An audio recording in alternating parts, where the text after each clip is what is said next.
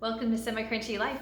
Today I am working on some homemade Christmas gifts, and this year we're making some shea butter lotion. So I found this great recipe from Live Simply and I'm using that today. So this is what you need. Shea butter. I got this from Amazon. It is better than shea butter and it comes in 16 ounces. For this recipe you need 4 ounces, so just a quarter of this. To go along with that, you'll need a knife to cut it.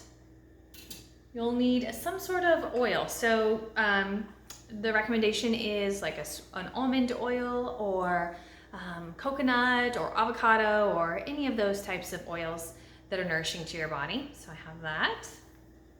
A tablespoon so we can measure it, as well as essential oils. Now on Live Simply, she has this fantastic recipe that has rosemary and lavender and a carrot seed and tea tree.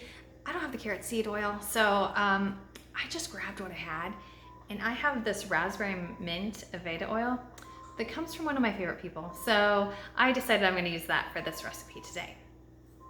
So in addition to that, you'll also need a cutting board and a bowl that can go into the freezer or refrigerator, as well as a double boiler. Now, if you don't have a double boiler, that's not a problem. You can certainly make one.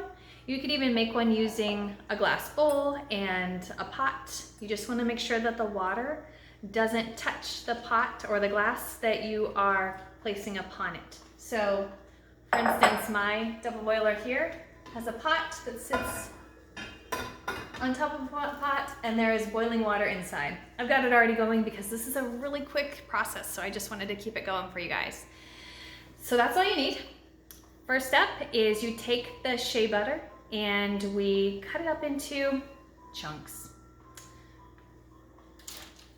I happen to have some of the shea butter from a different package here.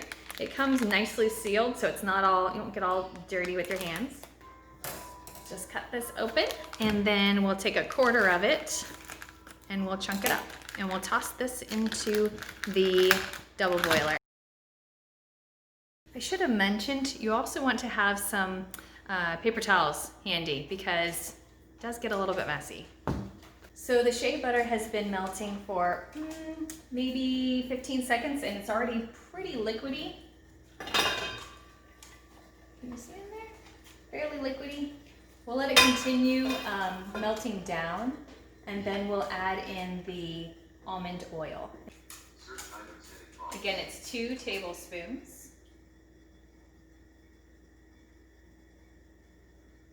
And this is just a quick mix up until you have it all blended, and then we're going to take it off the heat and we'll pour it into this glass bowl and put it into the freezer. You'll want to turn off the stove because at this point you no longer need to keep it heated, you're just blending. Okay, here's our shea butter and almond oil mixture. It's headed into the freezer for about 15 minutes. One tip, when you are going to clean things up, when it's in the liquid form, that shea butter is a whole lot easier to clean up. So while the shea butter is chilling, the mixture is chilling in the freezer, I went ahead and took the double boiler, rinsed it out, wiped it clean with a paper towel, and continued to wash it so that it just makes life so much easier for you. Okay, it's been 15 minutes and we now have our opaque mixture. It's nice and cool to the touch. To this we're gonna add the 30 drops, approximately 30 drops of essential oil. You can do a mixture, you can do whatever you like. Again, I'm using the rosemary mint Aveda. You can either use an immersion blender like this, you could certainly use a whisk, or you could use even just a fork. This would just speed up the process.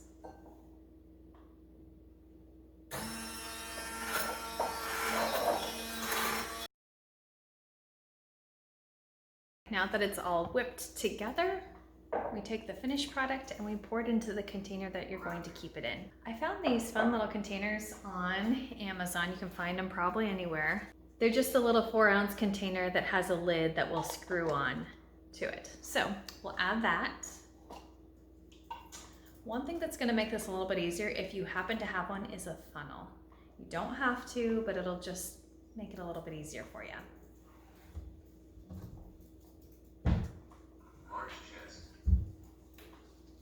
Something like this.